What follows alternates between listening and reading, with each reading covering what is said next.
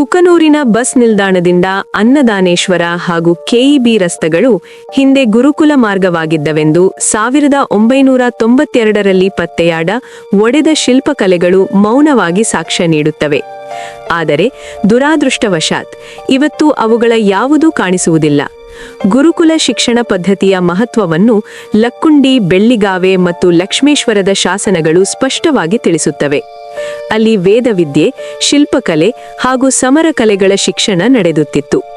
ಕುಕನೂರಿನಲ್ಲಿ ಕವಿಗಳು, ಶಿಲ್ಪಿಗಳು ಸೇರಿರುವ ಸಮೃದ್ಧ ಸಮುದಾಯವೇ ಇತ್ತು ಎಂಬುದನ್ನು ಕೊಪ್ಪಳದ ಶಾಸನಗಳು ಮತ್ತು ಕವಿಗಳ ಪ್ರಬಂಧ ತಿಳಿಸುತ್ತದೆ. ಕುಕನೂರಿನಲ್ಲಿ ಪ್ರಾಥಮಿಕ ವಿದ್ಯಾಭ್ಯಾಸವನ್ನು ಮುಗಿಸಿದ ವಿದ್ಯಾರ್ಥಿಗಳು ಮುಂದೆ ಲಕ್ಕುಂಡಿ, ಬೆಳ್ಳಿಗಾವೆ, ಲಕ್ಷ್ಮೀಶ್ವರ, ಬನವಾಸಿ ಮತ್ತು ಸೂಡಿ ಅಗ್ರಹಾರಗಳಿಗೆ ತೆರಳುತ್ತಿದ್ದರು. ಈಶ್ವರ ಶೆಟ್ಟಿ, ರೋಣದ ಚಾವೋಜ, ಗೋಮಕವಿ, ಶ್ರೀಕರಣ, ಸಂಗನಾಳದ ಗುರೋಜ ಕಲ್ಲುಕುಟಿಗ, ಚಕ್ರವರ್ತಿ ಪಾಲೇಜ್ ಹಾಗೂ ಮಂಗಳ ಮಹಾಶ್ರೀ ಅಂದಿನ ವಿದ್ಯಾ ಸಂಸ್ಕೃತಿಗೆ ಶ್ರೇಷ್ಠ ಪ್ರತಿನಿಧಿಗಳಾಗಿದ್ದರು. ಇದು ಅಣ್ಣಿಗೇರಿ ಪ್ರಾಂತ್ಯಕ್ಕೆ ಹೆಮ್ಮೆಯ ವಿಷಯವಾಗಿತ್ತು. ಅಗಸ್ತ್ಯ ಕುಲದ ಕವಿಯಾದ ನಾನು ಸಜ್ಜನ ತಿಲಕ. ಇದು ನನ್ನ ಗುರುಕುಲ. ಚಾಲುಕ್ಯರ ಅವಧಿಯಲ್ಲಿ ಕುಕನೂರ ನಾಡಿನ ಶಾಸನಗಳನ್ನು ನಾನೇ ರಚಿಸಿರುವುದು. ಶಾಸನದ ಶಿಲ್ಪಿ ದಾಮೋಜ್ ಮತ್ತು ಬರಹಗಾರ ಶಿವದೇವ. ತೂರಗಣದ ಕವಿಯಾದ ನಾನು ಗಂಗಯ್ಯ, ಯಲಬುರ್ಗ ಮತ್ತು ಕುಕನೂರಿನ ಶಾಸನಗಳನ್ನು ರಚಿಸಿದೆ.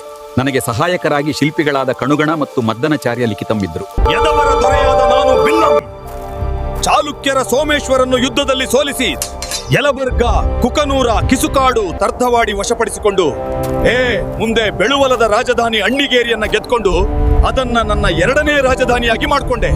ಮುಂದೆ ಹೊಯ್ಸಳರ ಬಲ್ಲಾಳ ಮತ್ತು ವಾರಂಗಲನ ಪ್ರತಾಪ ರುದ್ರದೇವನ ನಡುವೆ ಗಡಿ ವಿಚಾರವಾಗಿ ಕೃಷ್ಣಾ ನದಿಯ ದಂಡೆಯ ಭಾಗದ ಭಾರೀ ಯುದ್ಧ ನಡೆಯುವ ಸಂದರ್ಭದಲ್ಲಿ ಯಲಬುರ್ಗದ ಸಿಂದರಿಗೆ ಮುಳುಗುಂದ, ಕುಕ್ಕನೂರ ಮತ್ತು ಯಲಬುರ್ಗದ ಆಡಳಿತವನ್ನು ನೋಡಿಕೊಳ್ಳುವಂತೆ ತಿಳಿಸಲಾಯಿತು.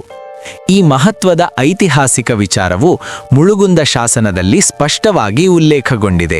ದೇವಗಿರಿಯ ಯಾದವರ ಅರಸ ಕನ್ಹರನು ಕುಕ್ಕನೂರಿಗೆ ಆಗಮಿಸಿದ ಸಂದರ್ಭದಲ್ಲಿ ಎರೆಹಂಚನಾಳ ಗ್ರಾಮಕ್ಕೆ ನೀಡಿದ ದಾನ ಶಾಸನದಲ್ಲಿ ಉಲ್ಲೇಖವಾಗಿದೆ. ಅದೇ ಶಾಸನದಲ್ಲಿ ಜೈನ ಮುನಿ ಸೋಮಾದಿತ್ಯರನ್ನು ಪ್ರಶಂಸಿಸಿ ಹೊಗಳಲಾಗಿದೆ.